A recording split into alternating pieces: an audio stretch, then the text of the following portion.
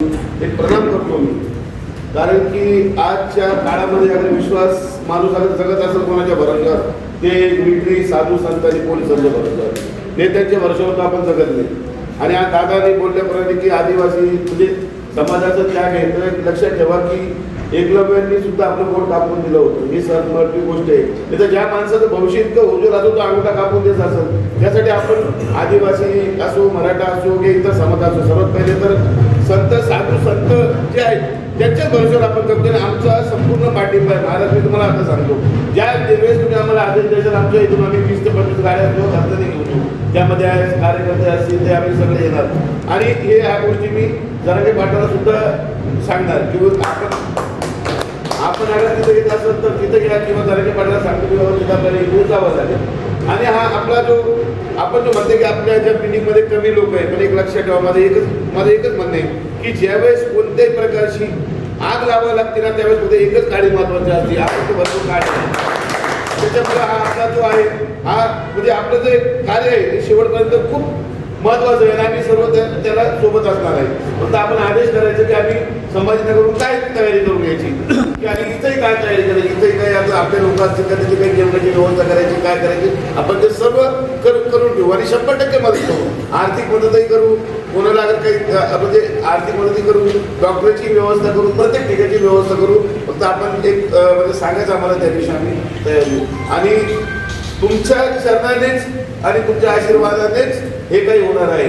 ज्या जुन्या आठवणी ज्या असतात की बाबा जे साधू संतांचे जे महत्वाच्या गोष्टी त्या जपल्या पाहिजे. आणि ते म्हणाल्याप्रमाणे की महाराष्ट्राचे संत जे आहेत पूर्ण संतांची भूमी, पण आज काही होतंय की लोकांना असं वाटतं की कुठून बाहेरून येत आहेत संत, मोठे मोठे स्टेज टाकले जातात, मोठे मोठे राजकीय लोक स्वतःच्या स्वार्थासाठी सांगतात, पण ते हे सांगत नाही की बाबा तुम्ही काम करा, लग्न वेळेवर लावा किंवा लग्नात खर्च कमी करा, हे सांगत नसून ते त्यांना फक्त स्टेज टाकून नेत्यांचं मध्ये हिंदुत्व क्या समजा ठीक आहे, अगदी हिंदुत्वासाठी लढले पाहिजे, पण ते स्वतःच्या स्वार्थासाठी करतात. आता पण सामान्य जे लोक आहे, शेतकरी वगैरे सगळे लोक जे हे लोक कुठेतरी आजच्या स्थितीमध्ये सुद्धा जे की ज्या प्रकारे तुकाराम महाराज असेल, ज्ञानेश्वर महाराज असेल, हरिपाठाच्या माध्यमातून ते जनजागृती करतात.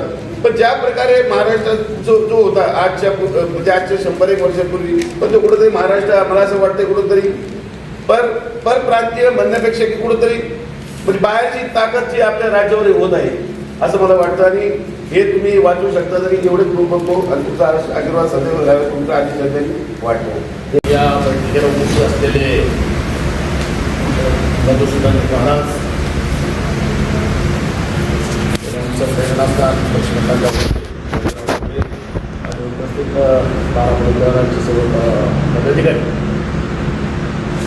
मला मोहिते पाटील त्या ठिकाणी भेटले आणि वडले साहेबांची आमची भेट झाली आणि हा संदर्भ त्या ठिकाणी दिला की संत तुकोबारायांची जी भूमी आहे तिला नष्ट करण्याचं काम या ठिकाणी होत आहे. आणि साधारणतः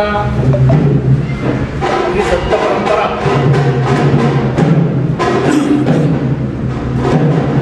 टिकून आहे.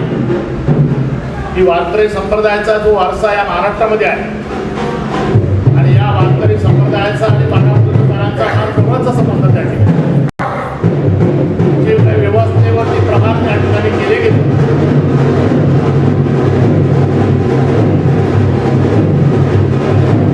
या व्यवस्थेवरती जे काही प्रहार या ठिकाणी केले गेले